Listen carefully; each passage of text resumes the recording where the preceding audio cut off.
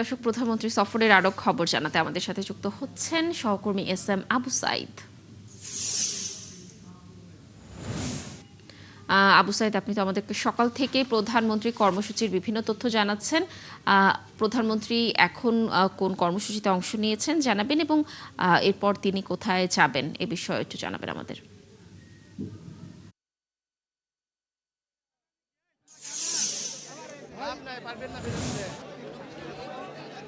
জি লাবণী, আপনাকে ধন্যবাদ। আমি এই মুহূর্তে দাঁড়িয়ে আছি প্রায় 150 বছরের পুরনো বগুড়া পৌরসভার সামনে। মাননীয় প্রধানমন্ত্রী কিছুক্ষণ আগে বগুড়া জজ কোর্টের আইনজীবী সমিতির একটি ভবনের উদ্বোধন করেছেন। সেখানে ই বেল বন্ডের আনুষ্ঠানিক উদ্বোধন করেছেন। তারপরে জজশিপের কর্মকর্তা আইনজীবীদের সাথে সংক্ষিপ্ত মতবিনিময় সভায় তিনি যোগদান করেন। এরপরই তিনি কিন্তু আর কিছুক্ষণের মধ্যেই এই পৌরসভা চত্বরে উনি চলে আসবেন। এই পৌরসভাটি 1876 সালে প্রতিষ্ঠিত হয় 4টি ওয়ার্ড নিয়ে। আর এরপরে এই পৌরসভা পর্যায়ক্রমে বাংলাদেশের বৃহত্তম পৌরসভায় উপনীত হয়। বিএনপির চেয়ারম্যান, বিএনপির তৎকালীন সিনিয়র যুগ্ম মহাসচিব তারেক রহমান 2004 সালে এটাকে 21টি ওয়ার্ডে বিভক্ত করেন এবং পৌরসভাকে সিটি কর্পোরেশনে রূপান্তরিত করার জন্য যা যা করা দরকার তা তিনি করেছিলেন।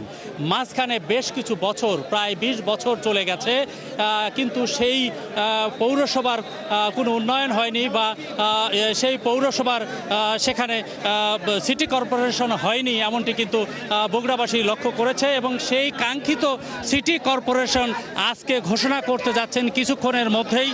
মাননীয় প্রধানমন্ত্রী জজ কোর্ট থেকে সরাসরি এখানে চলে আসছেন। তার বহর আর কিছুক্ষণের মধ্যেই এখানে পৌঁছবে। আমরা সরাসরি আপনাদেরকে সেটা দেখানোর চেষ্টা করছি। মাননীয় প্রধানমন্ত্রী এই পৌরসভাকে সিটি কর্পোরেশনে উন্নতিকরণের জন্য তিনি আনুষ্ঠানিকভাবে আজকে ঘোষণা করবেন এবং এর মধ্য দিয়ে এই যে 150 বছরের পুরনো পৌরসভা সিটি কর্পোরেশনে রূপান্তরিত হবে। আপনি জানেন যে প্রধানমন্ত্রীর এই সমাবেশকে ঘিরে বগুড়ায় কিন্তু হাজারো মানুষের ঢল নেমেছে। দল মত নির্বিশেষে নানা শ্রেণী পেশার মানুষ কিন্তু তাকে শুভেচ্ছা জানাতে রাস্তার দুপাশে হাত নাড়িয়ে শুভেচ্ছা জানাচ্ছেন। এবং তিনি সবচেয়ে ব্যতিক্রম যে বিষয়টি ছিল সেটা হচ্ছে যে তিনি পায়ে হেঁটে সরাসরি কিন্তু এই জজ কোর্ট প্রাঙ্গণে চলে এসেছেন এবং এখনও কিন্তু তিনি সেই কাজটি করছেন। জজ কোর্ট থেকে সরাসরি উনি আসছেন এখানে এই পৌরসভা চত্বরে এসে তিনি এটাকে আনুষ্ঠানিক উদ্বোধন করবেন। আর এ কারণেই কিন্তু মানুষের মধ্যে এক ধরনের আবেগ উচ্ছ্বাস কাজ করছে এবং তারা কিন্তু সরাসরি প্রধানমন্ত্রীর সাথে হাত মিলাচ্ছেন। প্রধানমন্ত্রীও স্বাচ্ছন্দ্যে তাদের সাথে হাত মিলিয়ে সামনের দিকে অগ্রসর হচ্ছেন, কথা বলছেন।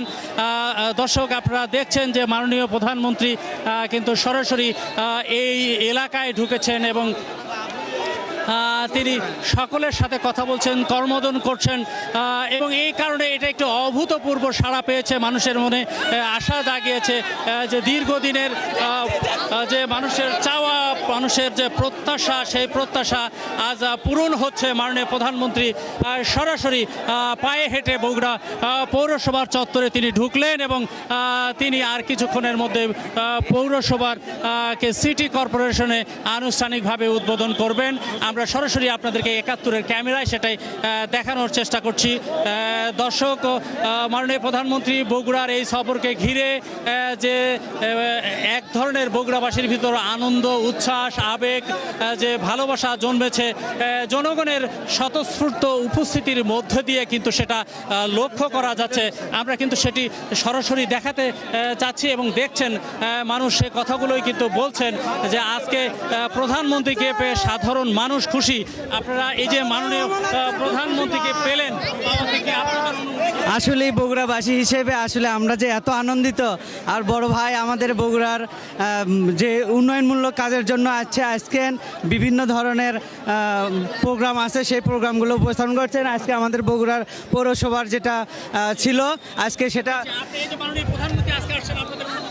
আমাদের বগুড়াবাসীর জন্য এত অনুভূতি যা ভাষায় শেষ করা যাবে না।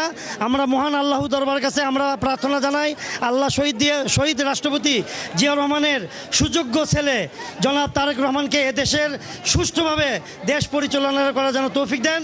এবং ধন্যবাদ। আমরা শুনছিলাম সাধারণ মানুষের আবু সাইদ, প্রতিক্রিয়া। আপনি তথ্য সংগ্রহ করতে থাকুন, আপনি কর্মসূচির সাথে থাকুন, নিশ্চয়ই আমরা আবারও আপনার সাথে যুক্ত হব। দর্শক, বগুড়ায় প্রধানমন্ত্রী কর্মসূচির আরও তথ্য রাখছেন আমাদের আরেক সহকর্মী শফিকুল হক। আমরা শফিকুলের সাথে যুক্ত হওয়ার চেষ্টা করছি। শফিকুল নিশ্চয়ই শুনতে পাচ্ছেন আমাকে। শফিকুল, আবু সাইদ আমাদেরকে জানাচ্ছিলেন আজকের কর্মসূচির তথ্য। আপনি যেখানে অবস্থান করছেন প্রধানমন্ত্রীর জনসভাস্থলে, আপনিও রয়েছেন পৌরসভায় যেখানে সিটি কর্পোরেশন হতে যাচ্ছে আজ। আপনি যেই প্রান্তে রয়েছেন সেখানে আসলে উৎসুক জনতার উৎসাহ কেমন দেখছেন একটু জানাবেন। নেতাকর্মীরা যারা রয়েছেন তারা কি বলছেন এই সফরকে কেন্দ্র করে, জানাবেন বিস্তারিত তথ্য।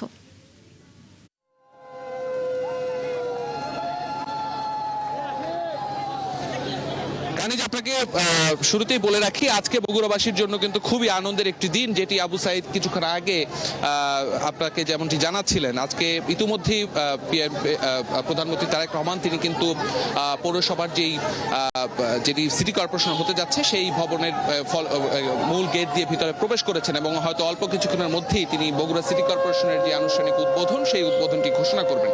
এই বগুড়া পৌরসভার এই মুহূর্তে আমরা যেটি দেখতে পাচ্ছি, প্রধানমন্ত্রী তারেক রহমান তিনি বগুড়াবাসীর দীর্ঘদিনের যেই কাঙ্ক্ষিত স্বপ্ন, যেই তাদের লালিত স্বপ্ন বগুড়া সিটি কর্পোরেশন, সেটির আনুষ্ঠানিক উদ্বোধন তিনি ঘোষণা করছেন। আমরা এখানে অনেক উৎসুক জনতা রয়েছে, বগুড়াবাসী রয়েছে, আমরা একটু তাদের মুখ থেকেই আসলে শুনতে চাই তাদের আসলে কেমন লাগছে এই প্রায় 150 বছর পরে পৌরসভা থেকে সিটি কর্পোরেশন উন্নীত হতে যাচ্ছে আপনাদের এই নগরী, কেমন লাগছে? আলহামদুলিল্লাহ, আমরা অত্যন্ত খুশি। বগুড়া আজ থেকে সিটি কর্পোরেশন হবে।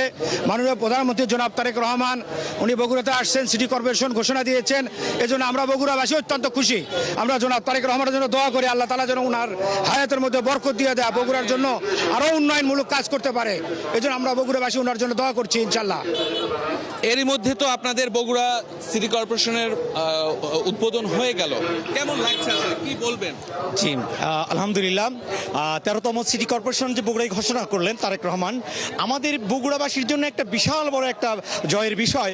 কারণ বগুড়াবাসী এখন সুযোগ সুবিধা সকল কিছু পাবে এবং তারেক রহমানের দ্বারা সারা বাংলাদেশে মানুষ উন্নত হবে এবং বগুড়াবাসীর এবং সহ সারা বাংলাদেশে অসংখ্য লোকজন আছে এবং আমাদের বগুড়াবাসী সিটি কর্পোরেশন আওতায় যারা থাকবেন তারা ব্যাপক হারে সুযোগ সুবিধাগুলো পাবে, এই প্রত্যাশায় আমরা শহর ওলামা দল করি। ধন্যবাদ আপনাকে। একটু আপনার কাছে জানতে চাই, আমরা আসলে গতকাল থেকে যখন আপনাদের বগুড়া বিভিন্ন জায়গায় ঘুরলাম, আপনাদের বগুড়া নগরীর যারা মহানগরীতে যারা থাকেন, আপনারা বলছিলেন যে দীর্ঘদিন আপনারা উন্নয়ন থেকে বঞ্চিত হয়েছেন বিগত সরকারের সময় বিশেষ করে। তো আজকের এই যে সিটি কর্পোরেশনের উদ্বোধন ঘোষণা করলেন প্রধানমন্ত্রী তারেক রহমান, সবকিছু মিলিয়ে কেমন লাগছে? এটা ভাষায় প্রকাশ করার মতো না। প্রথমে আপনি ধন্যবাদ জানাই 71 টিভি কর্তৃপক্ষকে। ভাষায় প্রকাশ করা যাবে না এই জন্য যে বিগত 17 বছর আমরা বঞ্চিত না, শুধু বিভিন্ন জায়গায় বেড়াতে গেলে বা বিভিন্ন জায়গায় যদি শোনে বগুড়া বাড়ি, তখন আমাদেরকে একটু ভুরু কুচকে কথা বলতো। সেখান থেকে আজ ধাপে ধাপে আমি চাই যে বগুড়ার উন্নয়ন হোক, সারা দেশের সঙ্গে সমতা রক্ষা করে যেন উন্নয়নটা হয়, যাতে কেউ বলতে না পারে যে পক্ষপাত দুষ্ট হচ্ছে। তো বগুড়ায় বিশ্ববিদ্যালয়ে পূর্ণাঙ্গ বিশ্ববিদ্যালয় খুবই দরকার। বগুড়া বিমানবন্দর, শহীদ চান্দু স্টেডিয়াম, যেটা রাজনৈতিক প্রতিহিংসার কারণে তাদের ইন্টারন্যাশনাল ভেন্যু ক্যান্সেল হয়েছে, সেটা পুনর্বহাল হোক। এবং সিরাজগঞ্জ বগুড়া রেলপথটা বিগত সরকার, যদিও এটা 2005 সালের প্রস্তাবনা, বিগত হাসিনা সরকার চেষ্টা করছিল কিন্তু সেটা কার্যকরী হয়নি, সে দ্রুত বাস্তবায়ন হওয়া দরকার। আর সিটি কর্পোরেশন হওয়াতে বলার অপেক্ষা রাখে না, এটা ভাষায় প্রকাশ করতে পারবো না। শুধু সিটি কর্পোরেশন কেন, আরো তো বেশ কিছু বেশি উন্নয়ন আছে, রাস্তাঘাট, ড্রেন, নর্দমা। এটা সিটি কর্পোরেশন হলে সুবিধা কি, সিটি কর্পোরেশন সুবিধা কি, বাজেটটা বেশি আসবে, যেটা পৌরসভায় পারে না। একটা বাইন্ডিংস থাকে সিটি কর্পোরেশনে, বাজেটটা ভরাট বাজেট হবে। সেই হিসেবে আমরা আশা করব যানজট নিরসন। তারপরে আমার একটা প্রস্তাবনা, মাটিডালি টু বনানী এই যানজট বিকল্পের জন্য মনোরেল যদি কোনো প্রস্তাবনা থাকে, এটা আমার নিজস্ব অভিজ্ঞতা, মনোরেল জায়গা কম লাগে, সেই জন্য সুবিধা হবে। আচ্ছা, অনেক ধন্যবাদ আপনাকে।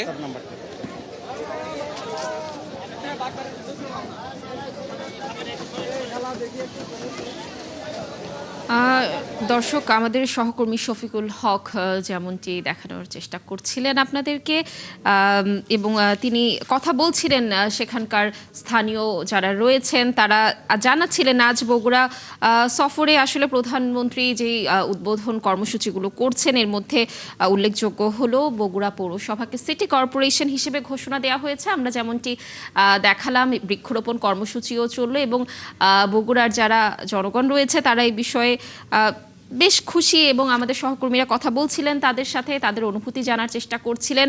এবং আজ সকাল থেকেই প্রধানমন্ত্রী বিভিন্ন কর্মসূচির সাথে যুক্ত ছিলেন। প্রথমে তিনি উদ্বোধন করেছেন আইনজীবী সমিতির বহুতল ভবন, এরপর তিনি বেইল বন্ড কার্যক্রমেরও উদ্বোধন করেছেন, যেটি একটি উল্লেখযোগ্য বিষয় ছিল। এবং কিছুক্ষণ আগে আমরা যেমনটি দেখলাম যে বগুড়া পৌরসভাকে সিটি কর্পোরেশনের রূপান্তর করা হয়েছে এবং বৃক্ষরোপণ কর্মসূচি হলো। এবং আমরা দেখতে পাচ্ছি যে প্রধানমন্ত্রী তারেক রহমান স্থানীয় লোকজনকে হাত নাড়িয়ে অভিবাদন জানাচ্ছেন এবং তিনি নিশ্চয়ই জনগণের উদ্দেশ্যে বক্তব্য রাখবেন। আমরা চেষ্টা করছি আপনাদেরকে তার বক্তব্য শোনানোর।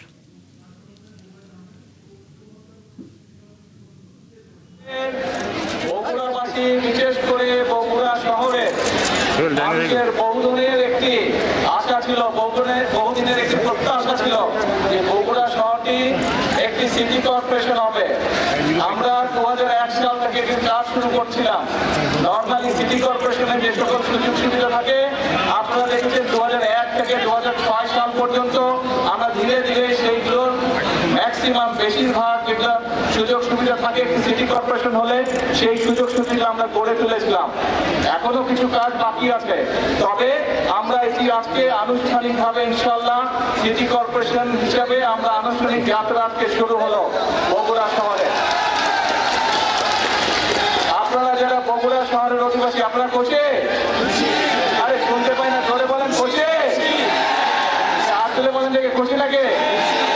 কিন্তু একটা ব্যাপার আছে, একটা না দুইটা ব্যাপার আছে। ব্যাপার হচ্ছে নিজের শহরকে কিন্তু নিজে পরিষ্কার রাখতে হবে। পরিষ্কার কিন্তু আপনারা রাখেননি। আমি আসার সময় স্টেশন রোডে দেখলাম দুই পাশে অনেক ময়লা। আমি প্রশাসনের সাথেও কথা বলেছি, কিন্তু প্রশাসনেরটা করবে, কিন্তু নিজের ঘর তো নিজেকে পরিষ্কার রাখতে হবে, তাই নয় কে? হ্যাঁ, এখন সেটা স্টেশন রোড হোক, গোহাইঘাট হোক, বনানী মাটিডালি হোক, ভিতরে রাস্তাগুলো হোক, যারা এই সিটি কর্পোরেশনের মানুষ, যারা সিটি কর্পোরেশন আপনারা পাস করবেন, আমাদের নিজেদের শহরের যত্ন আমাদেরকে নিতে হবে, তাই তো? আমরা সবসময় আপনারা বলেন যে বগুড়াকে আপনারা বগুড়া শহরকে একটা মডেল টাউন হিসেবে গড়ে তুলবেন, কিন্তু মডেল টাউন করতে গেলে তো শুধু সরকার একা পারবে না। এলাকার মানুষ, শহরের মানুষ যদি চেষ্টা না করে, শহরের মানুষ যদি একসাথে কাজ না করে, তাহলে তো সম্ভব না রে ভাই। আপনারা এখানে অনেকে ছোট ছিলেন, দেখেন নাই, আজ বড় হয়েছেন, কিন্তু মুরব্বী যারা আছে তাদেরকে জিজ্ঞেস করবেন 1 থেকে 6 পর্যন্ত আমরা কিভাবে মোটামুটি ভাবে শহরে বহু কাজ করেছিলাম। সেই পানি আটকে যেত, সেইগুলোর কাছ থেকে শুরু করে, ড্রেনের কাছ থেকে শুরু করে, বিভিন্ন রাস্তাঘাটের কাছ থেকে শুরু করে,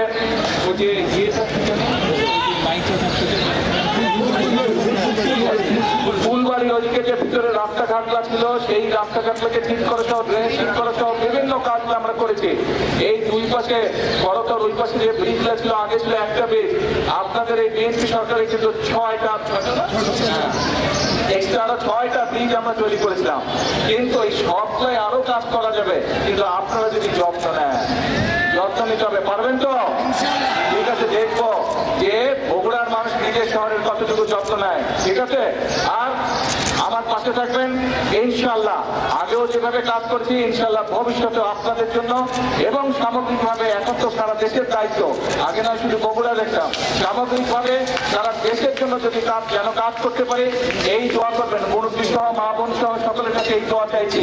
আমি বগুড়ার সন্তান, আপনাদের সন্তান, যদি সারা দেশের মানুষ আজ দায়িত্ব দিয়েছে, সারা দেশের মানুষকে যদি বগুড়ার মানুষের মতন খুশি করতে পারি, তাদের সমস্যাগুলোতে কম বেশি সমাধান করতে পারি, সেই দোয়াকে আমার বক্তব্য শেষ করছি। আল্লাহ হাফেজ, আসসালামু আলাইকুম।